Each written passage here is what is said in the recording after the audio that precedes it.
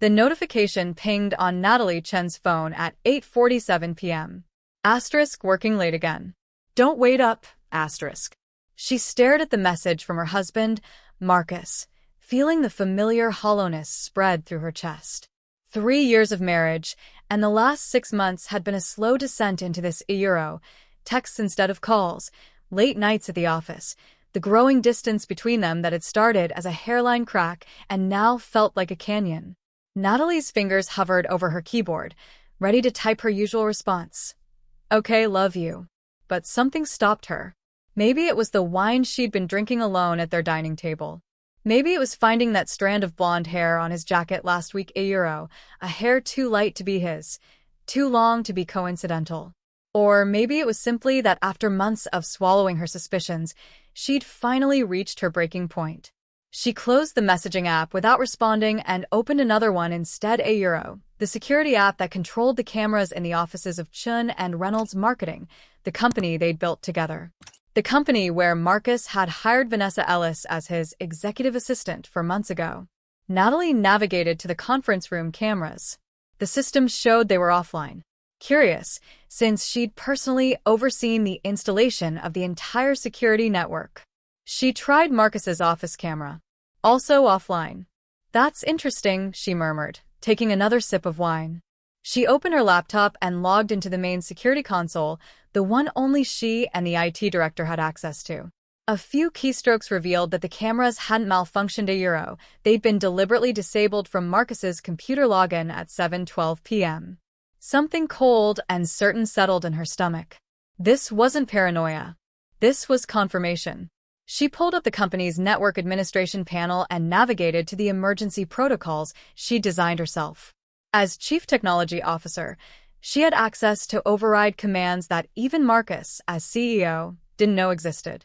With clinical precision, she typed in the command to remotely reactivate all disabled security cameras.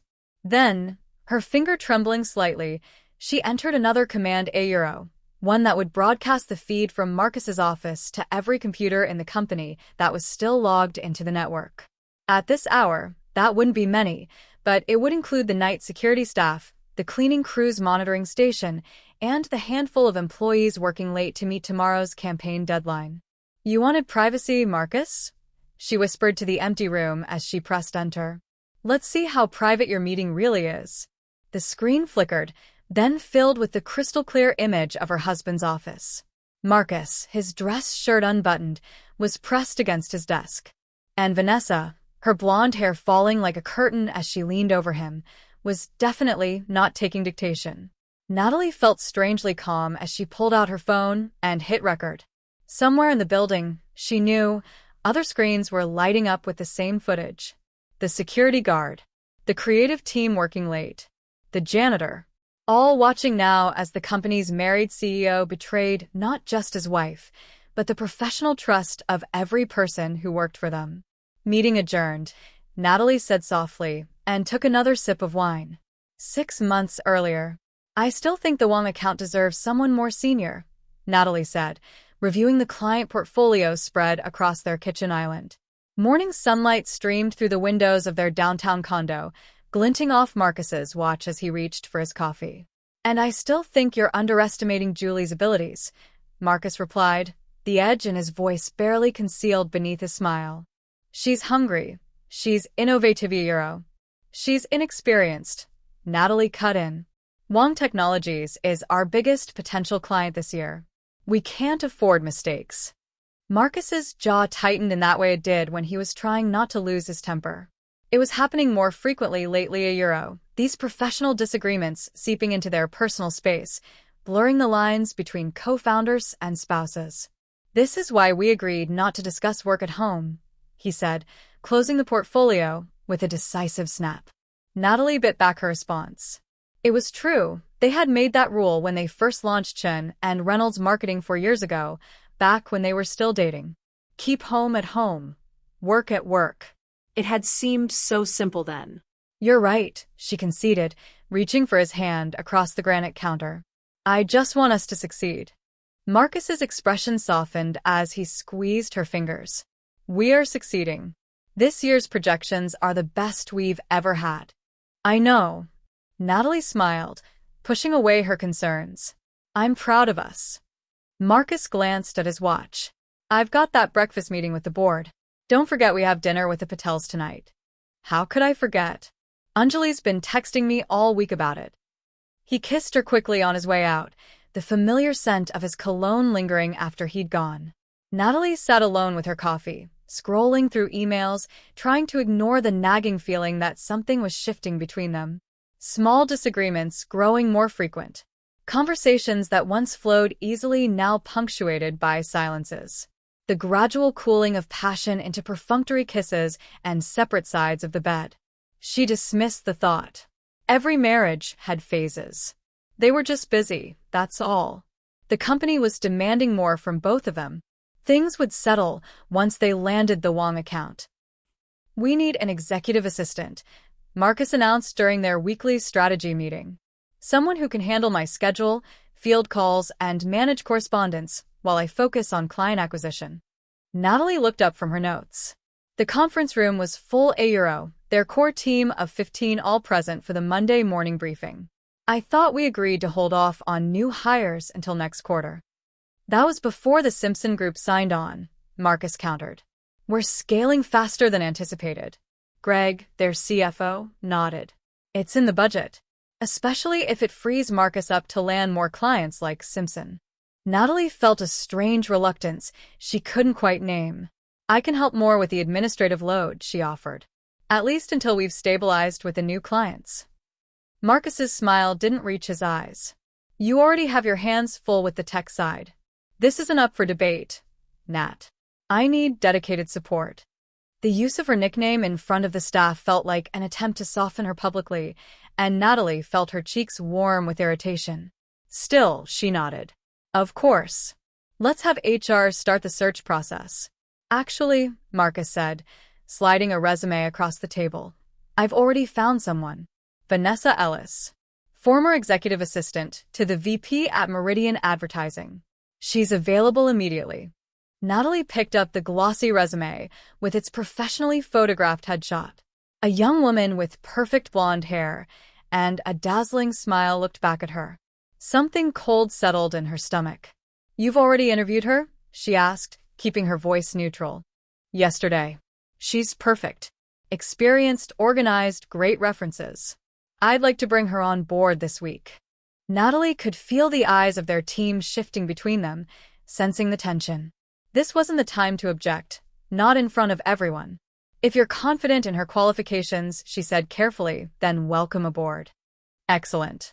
Marcus beamed, regaining his usual charismatic energy. She'll be starting Thursday. Now, about the Davidson campaign. The meeting continued, but Natalie found herself distracted, unable to focus on the marketing strategies being discussed. Why hadn't Marcus mentioned this candidate to her privately? They always consulted each other on key hires. It wasn't like him to circumvent their usual process. You're overreacting, she told herself. Asterisk, it's just an assistant position. It doesn't require both founders' approval, asterisk. But as she watched Marcus animatedly discussing upcoming projects, a sense of unease lingered that she couldn't quite shake. Vanessa Ellis arrived on Thursday in a perfectly tailored charcoal suit and cream silk blouse that probably cost more than what they were paying her. Natalie watched from her glass-walled office as Marcus personally gave her the tour, introducing her to each team member with his hand resting casually on her shoulder. And this is my wife and co-founder, Natalie Chen, Marcus said as they entered her office.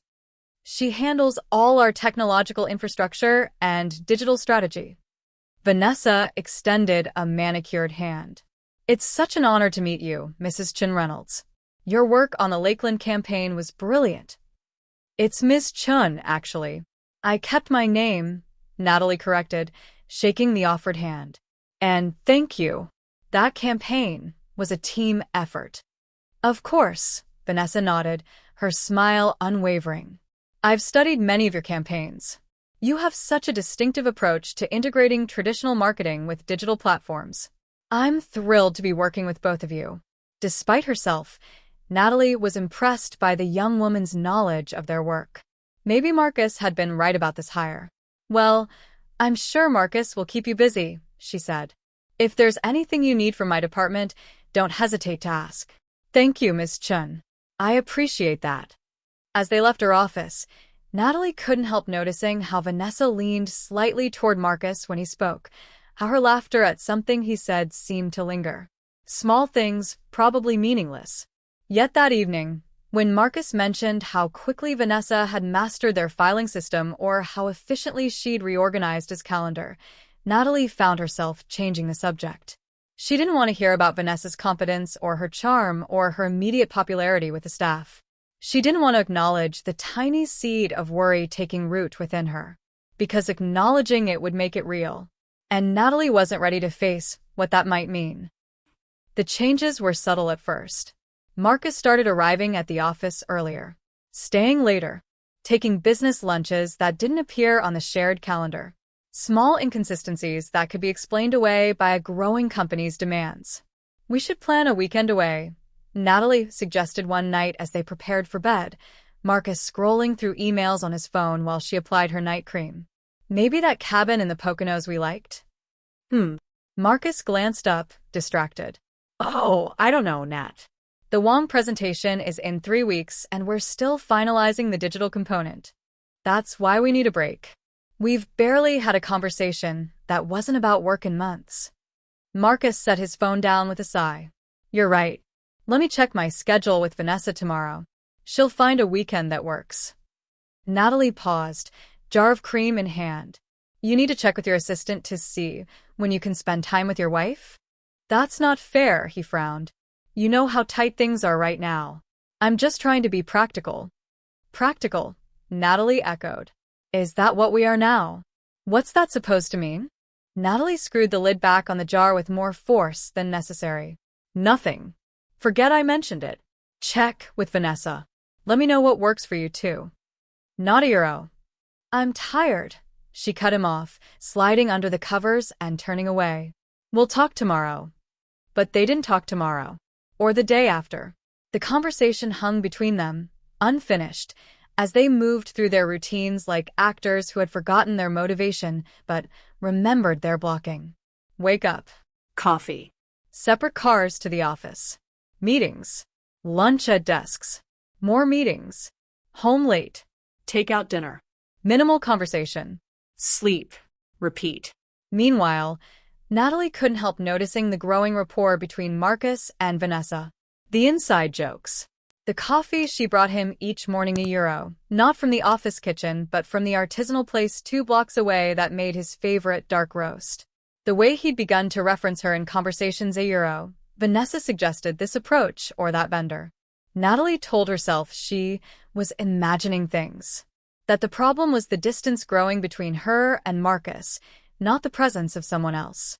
That her suspicions were merely projections of her own insecurities about their relationship. Then came the night she stopped by his office unexpectedly. It was after 7, and they'd planned to meet at home, but she'd finished her work early and thought they might have dinner out for a change. She heard the laughter before she reached his door €1, Marcus's deep chuckle and a lighter, feminine one.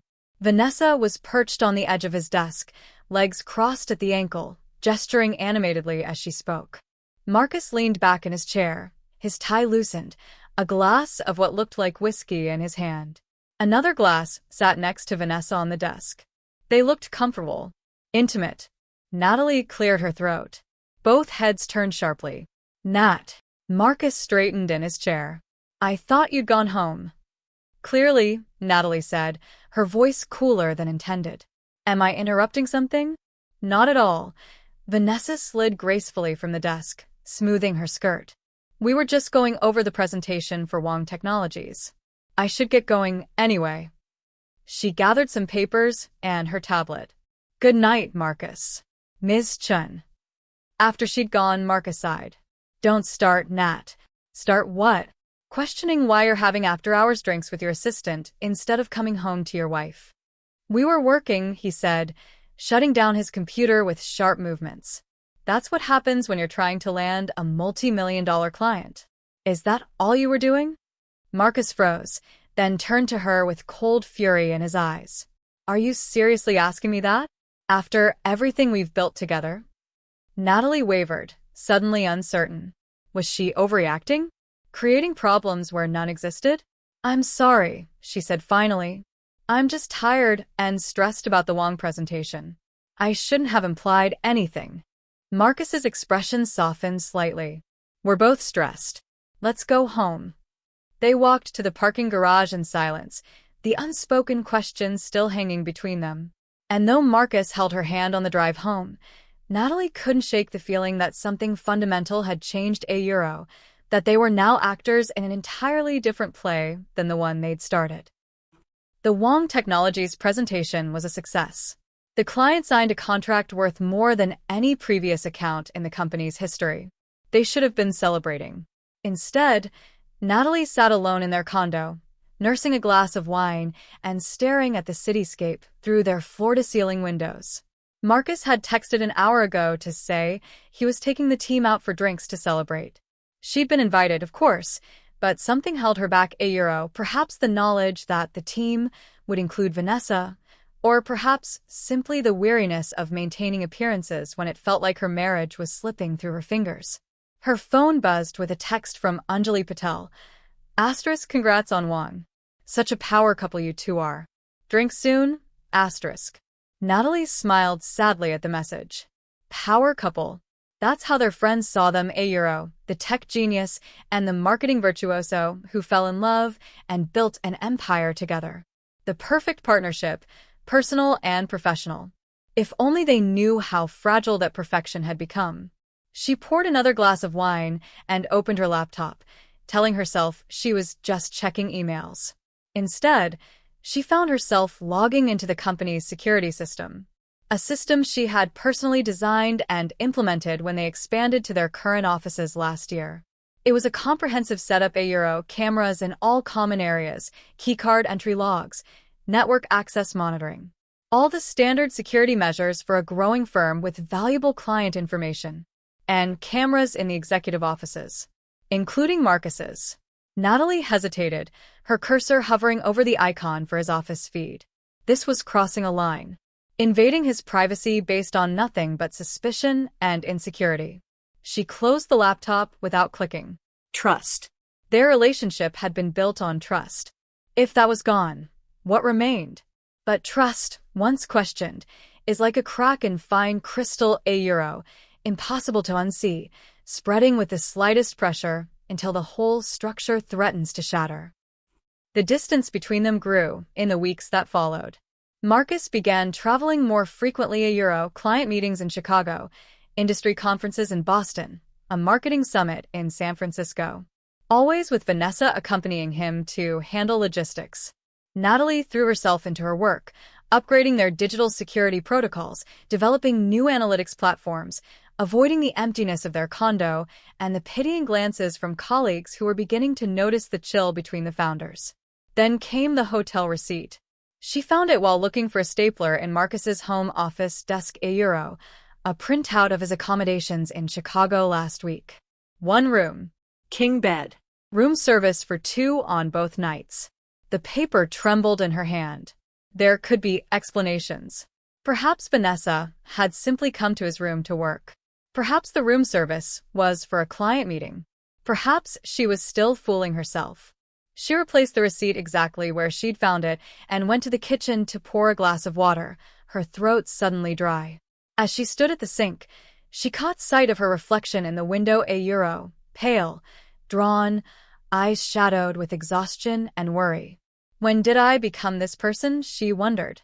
This suspicious, anxious woman I barely recognize? Her phone chimed with a text from Marcus. *landing in 30. See you at home.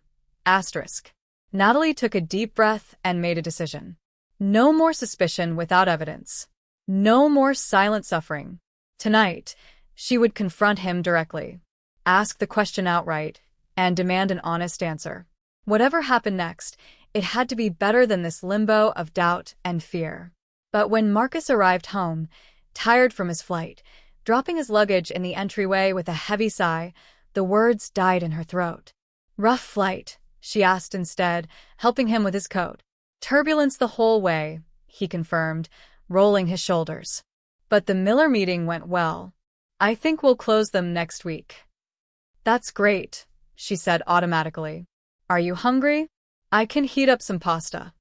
And just like that, they slipped back into their choreographed routine, the questions unasked, the truth unspoken. Because sometimes the fear of knowing is greater than the pain of uncertainty. It was the coward's choice, and Natalie knew it. But she made it anyway, telling herself she was waiting for the right moment, the right approach. Telling herself she needed to be strategic, not emotional. Telling herself anything but the truth, that she was afraid of what would happen when the facade finally crumbled. The company holiday party should have been a celebration. They'd had their most successful year to date, doubling their client roster and increasing revenue by 60%. The team had grown from 15 to 27. They'd expanded to a second floor in their building. On paper, everything was perfect. Natalie stood at the edge of the hotel ballroom, watching Marcus work the crowd. He was in his element, charming, attentive, making each person feel valued with his focused attention and genuine interest in their lives outside work. It was what had drawn her to him initially, that ability to connect with people, to make them feel seen. She sipped her champagne, nodding at occasional well-wishers, but maintaining her distance. Her black dress, elegant, expensive, selected weeks ago for this event, felt like armor now. He's good at this, isn't he?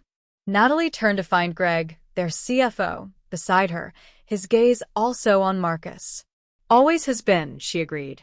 It's why he handles the client-facing side. Greg studied her for a moment. Everything okay, Natalie? You seem distracted lately. Just tired.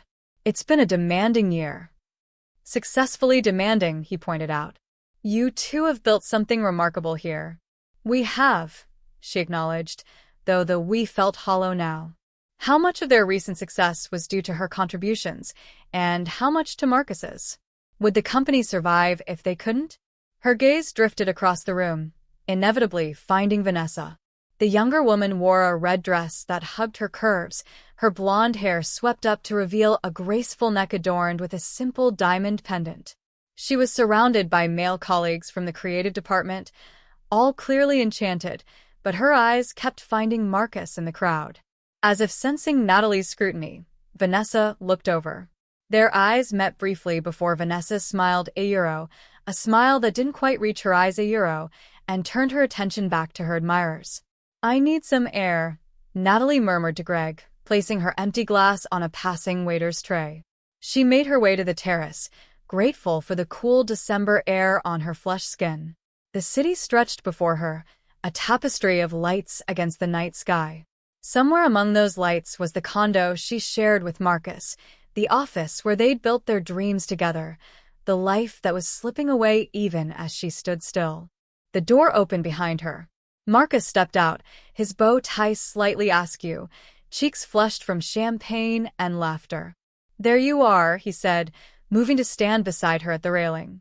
People are asking for you. The Hendersons want to discuss their daughter's app idea. I'm sure you can handle it, she replied, not looking at him. Marcus sighed. What's wrong now, Nat? Nothing's wrong.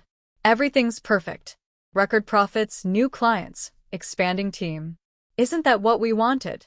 You know that's not what I meant. She turned to him then. What did you mean, Marcus?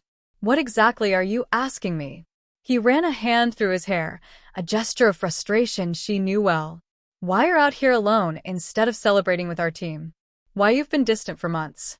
Why it feels like we're strangers living in the same house? That's rich coming from you. She laughed humorlessly. When was the last time you were even home before midnight? When was the last time we had a conversation that wasn't about work? I've been busy securing our future, he shot back.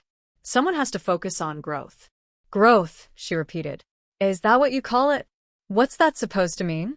The moment stretched between them, taut with unspoken accusations. Natalie could say it now. Ask directly about Vanessa, about Chicago, about all the late nights and business trips and unexplained absences. Force the truth into the open where they couldn't ignore it anymore. Instead, she shook her head. Nothing. Forget it. We should get back to our guests. Marcus studied her face for a long moment, then nodded. Fine. We'll talk later. But later never came. They moved through the remainder of the evening like perfect simulacra of themselves a euro, smiling, thanking, congratulating. The power couple, admired by all. And if anyone noticed how they never quite looked at each other, how their fingers barely touched when passing a glass or gesturing to a colleague, they were too polite to mention it. Later, in the Uber home, Marcus's phone chimed with a text. He angled the screen away as he read it, but not before Natalie caught a glimpse of the name, Vanessa. He typed a quick reply, then pocketed the phone without explanation. Natalie stared out the window at the passing city, at the lives unfolding behind lit windows in high-rises and brownstones. How many other marriages were unraveling in silence tonight? How many other women were sitting beside husbands who had become strangers, wondering where and when and how it had all gone wrong? She leaned her forehead against the cool glass and closed her eyes, suddenly exhausted beyond measure. Tomorrow, she promised herself. Tomorrow she would find the courage to face the truth, whatever it might be. But tomorrow brought a crisis with a Simpson account that required all hands on deck. And the day after that, Marcus flew to Denver for an emergency meeting with a potential investor. And the day after that, life continued its relentless forward motion, leaving no space for the difficult conversations, the necessary confrontations. Until the night the text arrived. Asterisk working late again. Don't wait up, asterisk. This is ridiculous, Natalie whispered to herself, watching the scene unfold on her laptop screen. Marcus and Vanessa, locked in a passionate embrace against his desk, oblivious to the fact that their private moment was now being broadcast to multiple screens throughout the building. She should stop the feed. She should turn off her computer, call Marcus, warn him. That would be the rational thing to do. Instead, she reached for her phone and started recording. On screen, Vanessa was unbuttoning Marcus's shirt while he pushed papers aside on his desk. The security feed had no audio, but Natalie didn't need sound to understand what was happening. The body language told her everything a euro, the urgency of their movements, the familiarity that spoke of previous encounters, the complete lack of hesitation or guilt. This wasn't their first time. That realization hit her with stunning clarity. This affair hadn't begun last week or last month. This was an established relationship playing out in the office they'd built together, on the desk where they'd signed their first major client contract, under the logo she designed herself during their first year of operation. The betrayal was absolute. Professional and personal boundaries obliterated in one fell swoop. Her phone buzzed with an incoming call, Michael Reyes, their head of security. Of course, he would be the first to notice the broadcast. Natalie. His voice was tense when she answered. There's something happening with the security system. Marcus's office feed is broadcasting to networked computers. I know, she replied, surprised by how steady her voice sounded. A pause. You know, I initiated the override. Another pause, longer this time. I see. Should I stop the broadcast? Natalie considered the question, watching as Marcus lifted Vanessa onto his desk, her skirt riding up as she wrapped her legs around him. No, Michael. Let it play. Natalie, are you sure that zero? How many people are still in the building? Michael hesitated before answering. Security desk, obviously. 3 people from creative working on the Peterson pitch. 2 developers in IT. The cleaning crew in the East Wing. So, 8, maybe 9 people total? Approximately, yes. Thank you, Michael. That's all I needed to know. She ended the call and set her phone down, picking up her wine glass instead. On screen, the scene continued to unfold with predictable progression. Natalie watched with a strange detachment, as if viewing a movie about strangers rather than her own life imploding in high definition. Her phone began lighting up with texts and calls first Michael again, then Greg, then Julie from Creative. She ignored them all. Let them watch. Let them see who their CEO really was. Let them witness the destruction of the careful fiction that had been Chun and Reynolds' marketing, the power couple, the perfect partnership. Only when Marcus and Vanessa had finished their encounter, when they were adjusting clothing and smoothing hair, did Natalie finally move. She downloaded the video she'd recorded to a secure cloud account, then closed her laptop. Picking up her phone, she saw 17 missed calls and 23 text messages. She ignored them all and dialed Marcus's number. It rang 5 times before going to voicemail. She tried again. This time, he answered on the second ring. Nat, I can't talk right now. I'm in the middle of a meeting, she finished for him, her voice eerily calm. With Vanessa? In your office? Silence. Interesting thing about our security system, she continued conversationally. It has an override protocol that allows the Chief Technology Officer that would be me to remotely activate any camera in the building, and to broadcast that feed to any networked computer. More silence, then a strangled whisper. What did you do? What did I do? Natalie laughed, a sound devoid of humor. That's your first question? Not I'm sorry for betraying you, or I can explain? Just what did you do? Natalie, tell me you didn't broadcast your affair to our employees? That's exactly what I did, Marcus. The night security team, the creatives working late, the cleaning staff they all got quite a show tonight. Jesus Christ, he breathed. Are you insane? Do you know what this could do to the company? To our reputation. Our reputation, she repeated, the words bitter on her tongue. That's what you're worried about? Not the fact that you've been fucking your assistant in our office? Not the fact that you've been lying to me for months? Just how it looks. We need to contain this, Marcus said, his voice shifting into crisis management mode. I'm coming home. We'll figure out how to handle the situation. Don't bother, Natalie said. I won't be here. And don't worry about the broadcast I've already stopped it. But I should warn you that the security footage automatically archives to our secure cloud server. You know, the one only I have the password for. Nat, please Goodbye, Marcus. She ended the call and turned off her phone. Then she went to their bedroom and pulled out the suitcase she'd packed 3 days ago, after finding a hotel receipt with room service for 2. She'd been preparing for this moment without admitting it to herself, assembling the essentials for a quick departure clothes, toiletries, important documents, the external hard drive with her personal photos and files. As she wheeled the suitcase to the door, she paused in their living room, looking at the space they'd created together. The framed photo from their wedding day. The artwork they'd collected on trips abroad.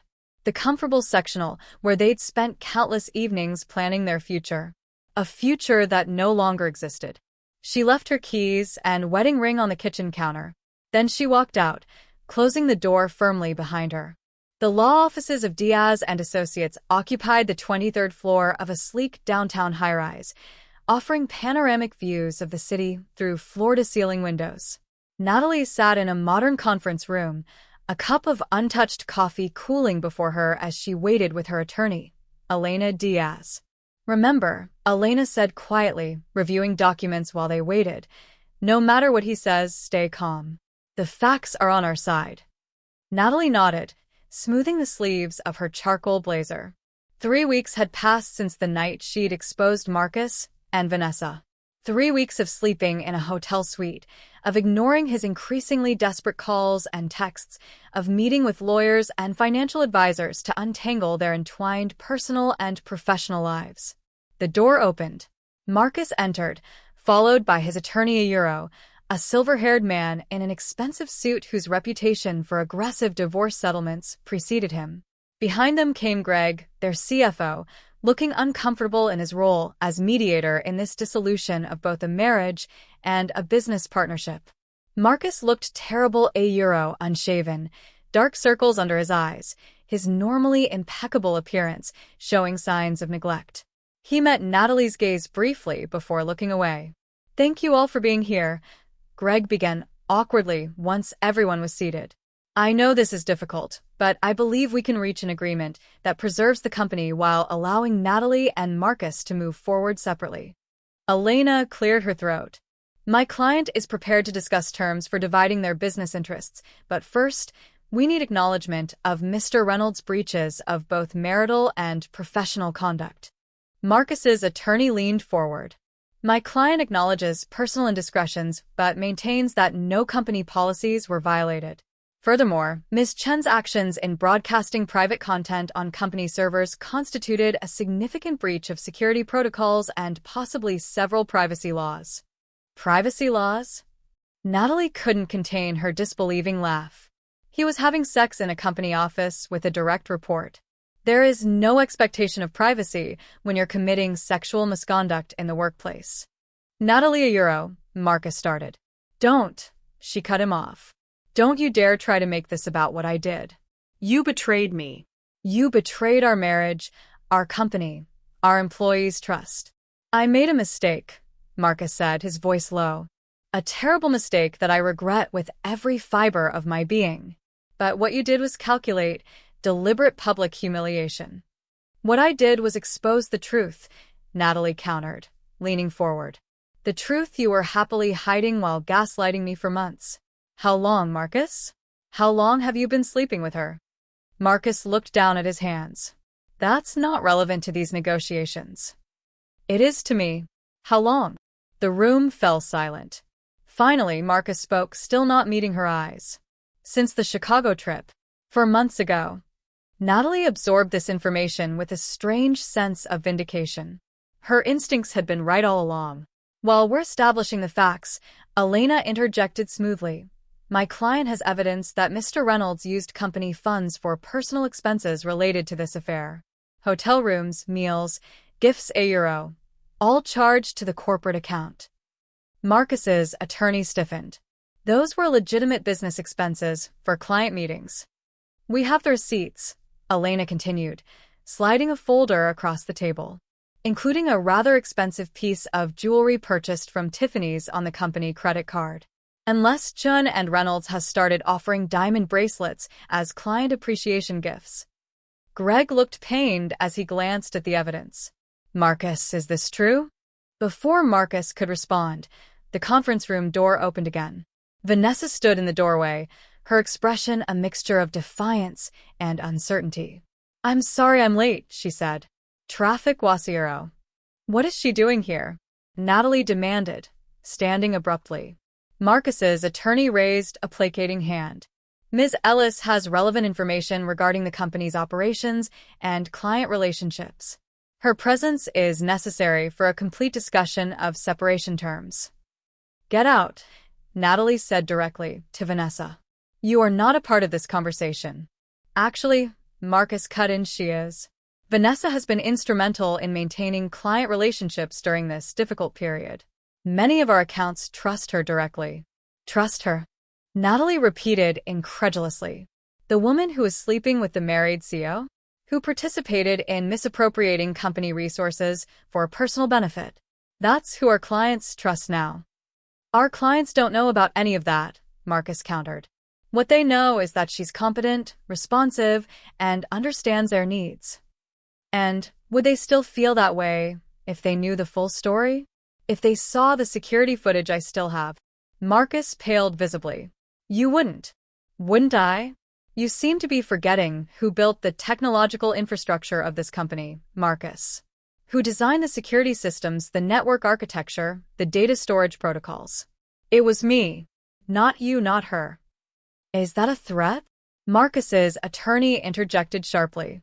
Natalie sat back down slowly, gathering her composure. It's a reminder of reality. I co-founded Chun and Reynolds. My name is on the door. My expertise built half of what we are. And I will not be pushed aside while the two of you dictate terms. Elena placed a calming hand on Natalie's arm before addressing the room. My client is prepared to be reasonable about the division of assets and responsibilities.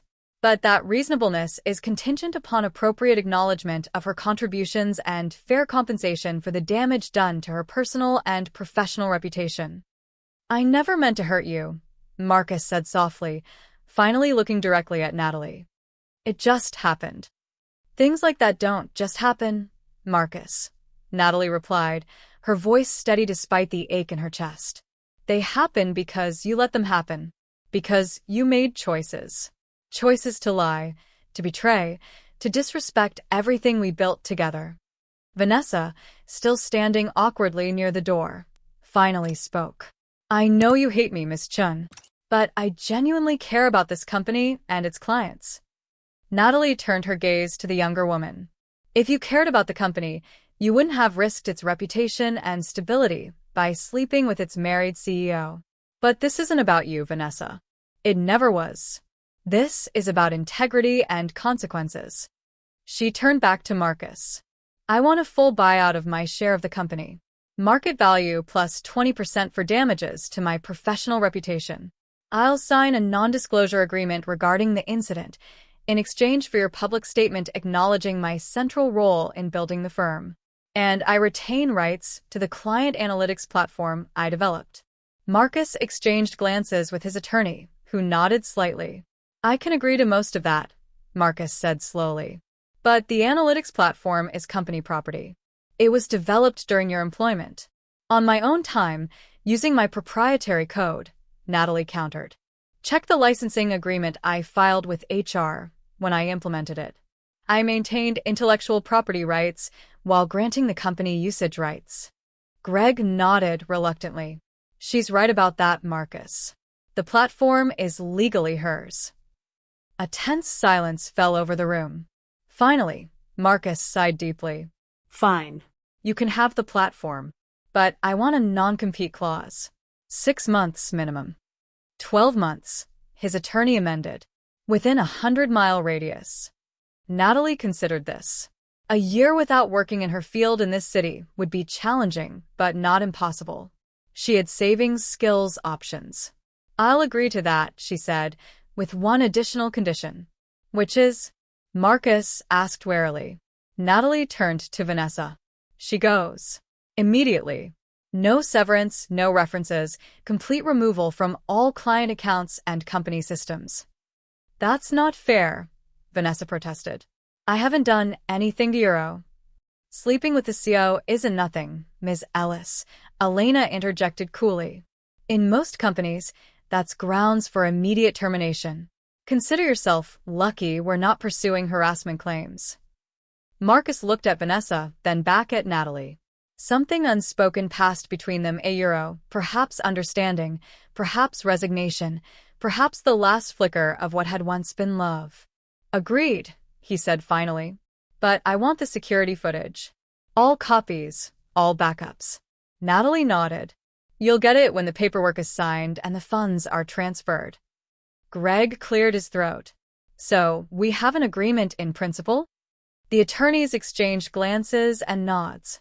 Papers were shuffled. Terms were discussed in more detail. Through it all, Natalie maintained her composure, answering questions with clarity, making concessions where reasonable, standing firm where necessary. Only when the preliminary agreement was drafted and signed did she finally allow herself to look directly at Marcus Euro, really look at him, at the man she had loved, built a life with, imagined a future alongside. Was it worth it? She asked softly as the others gathered their materials. Marcus met her gaze, his eyes hollow with regret.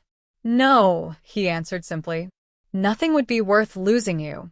Natalie absorbed these words without reaction. Too little, too late, a euro, the oldest story in the world. She gathered her purse and stood. Goodbye, Marcus. I hope you and Vanessa will be very happy together. She walked out of the conference room without looking back, Elena following closely behind. In the elevator, once the doors had closed, Natalie finally allowed her shoulders to sag, the carefully maintained facade crumbling now that no one but her attorney could see. You did well in there, Elena said, handing her a tissue. Very professional. Natalie wiped at her eyes, surprised to find them dry. Perhaps she had already cried all the tears she had for Marcus Reynolds. What happens now? She asked. Now. Elena smiled slightly. Now you rebuild. On your terms. As they reached the lobby and stepped out into the bright afternoon sunlight, Natalie felt something unexpected, a euro, not closure exactly, but possibility. The weight of suspicion and betrayal that had been crushing her for months was lifting, replaced by the lighter burden of starting over. It wasn't what she had planned. It wasn't what she had wanted. But as she hailed a taxi and gave the address of her hotel, Natalie realized it might be exactly what she needed. 6 months later.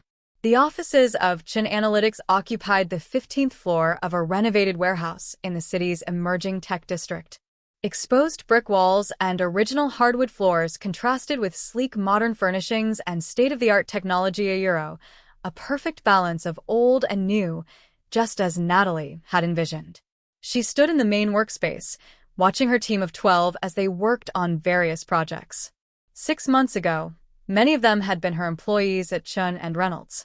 When word had spread about her departure and new venture, they had followed talented programmers, designers, and data specialists who believed in her vision and, perhaps more importantly, in her integrity. "The Miller presentation is ready for your review," said Michael Reyes, formerly her head of security, now her operations director. He handed her a tablet displaying a sophisticated data visualization system. "And the Andrews team loved the beta version of the platform. They want to move forward immediately." "Excellent," Natalie nodded, reviewing the presentation with a critical eye. "Let's schedule a final review meeting for Thursday. And tell Andrews we're ready when they are." "Will do." Michael hesitated. "Also, there's someone here to see you. She doesn't have an appointment." "Who is it?" "Julie Chun, from Reynolds Marketing." Natalie stiffened slightly at the name. In the months since the separation, Marcus had dropped Chun from the company name, a change that had been noted with interest by industry observers.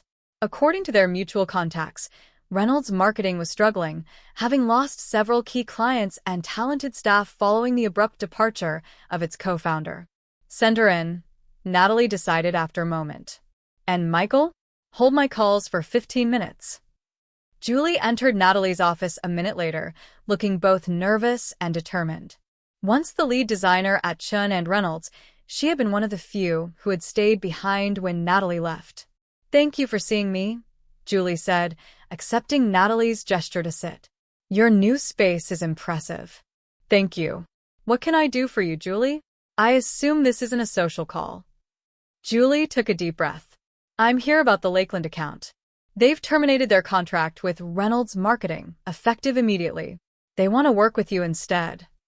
Natalie raised an eyebrow.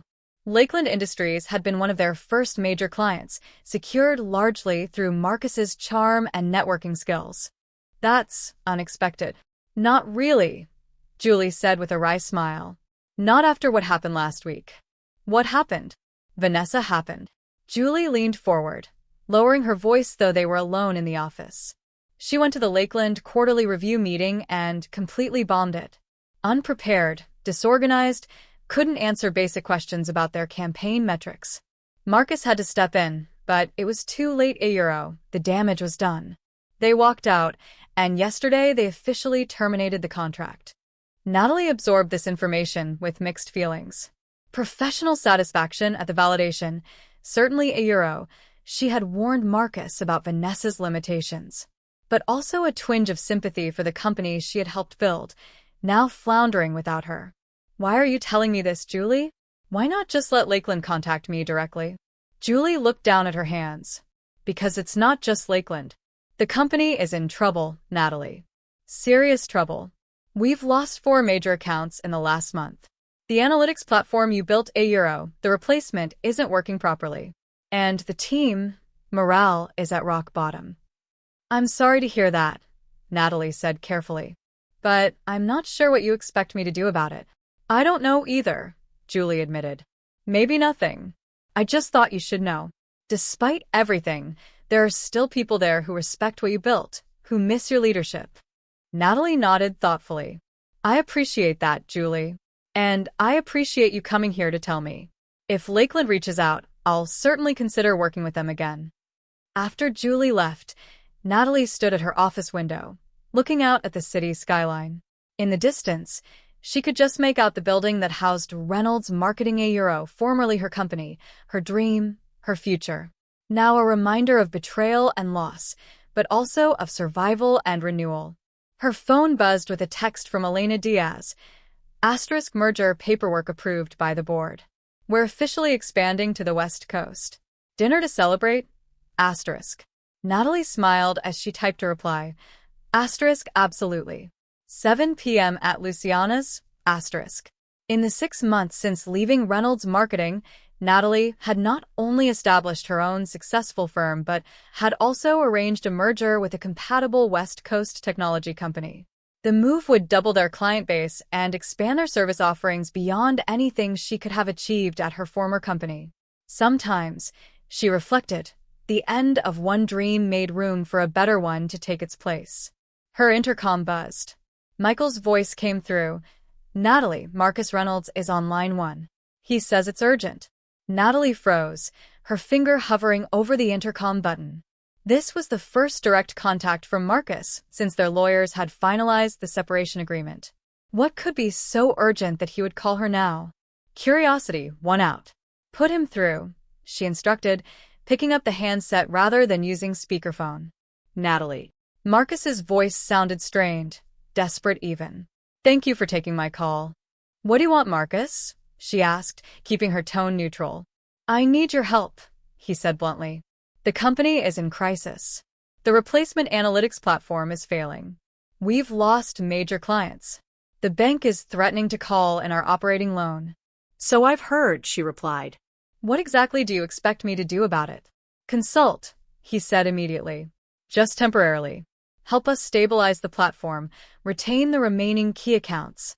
I'll pay whatever you ask." Natalie laughed softly, without malice. "You can't afford me anymore, Marcus." "Please, Nat," he pleaded, desperation evident in his voice. "This isn't just about me. There are 20 people whose jobs are at stake. People who did nothing wrong, who are innocent in all this." That gave her pause. She did care about the staff she'd left behind, the people who had been caught in the crossfire of a personal betrayal. "What about Vanessa?" she asked, the name still bitter on her tongue. A long pause. "She's gone," Marcus said finally. "After the Lakeland disaster, I had to let her go." "I see." Natalie took a moment to process this information. "And the two of you?" "Personally?" Another pause. "That ended months ago. After you left. It was never what I thought it was." Natalie closed her eyes briefly. Not satisfaction, exactly, but perhaps a sense of cosmic balance being restored. "I'm sorry, Marcus," she said, meaning it. "But I can't help you. My non-compete doesn't expire for another 6 months, and even if it did, I'm building something new now. Something that's entirely mine." "I understand," he said softly. "I wouldn't have called if I wasn't desperate. But I understand." As she prepared to hang up, Natalie found herself saying, "Try Julie Chen. She's more capable than you've given her credit for. And she's loyal to the company, which is more than you can say for some people." "Thank you," Marcus said, genuine gratitude in his voice. "And Natalie, for what it's worth, I'm sorry. Not just for what happened with Vanessa, but for taking you for granted. For not seeing what was right in front of me until it was gone." Natalie absorbed these words, feeling them settle somewhere in the region of her heart, not healing the wound entirely, but perhaps smoothing its jagged edges. "Goodbye, Marcus," she said simply, and hung up. She remained at the window for a long moment, watching the city lights begin to twinkle as dusk descended. Then she returned to her desk and pressed the intercom. "Michael, can you gather the team? I want to review the West Coast merger announcement before it goes public tomorrow." "Right away," he responded. As her new team filed into the conference room minutes later, Natalie looked at each face, some familiar from her previous company, others new additions she'd personally selected. All of them talented, dedicated professionals who had chosen to join her vision rather than remain in the comfortable known. "Before we discuss the merger," she began, "I want to thank all of you. 6 months ago, I took a risk starting over. Many of you took that risk with me. Today, that risk is paying off beyond what I could have imagined." She gestured to the sleek analytics dashboard displayed on the wall screen, her original platform, now enhanced and expanded by her dedicated team. "What we're building here isn't just a company. It's a demonstration of what's possible when you refuse to compromise your values, when you believe in your own worth even when others don't. Remember that, no matter what challenges we face moving forward." As the team nodded and murmured agreement, Natalie felt a sense of completion. The betrayal that had seemed so devastating 6 months ago had become merely a turning point, a painful but necessary redirection toward a better path. She had lost a husband, a company, a carefully constructed life.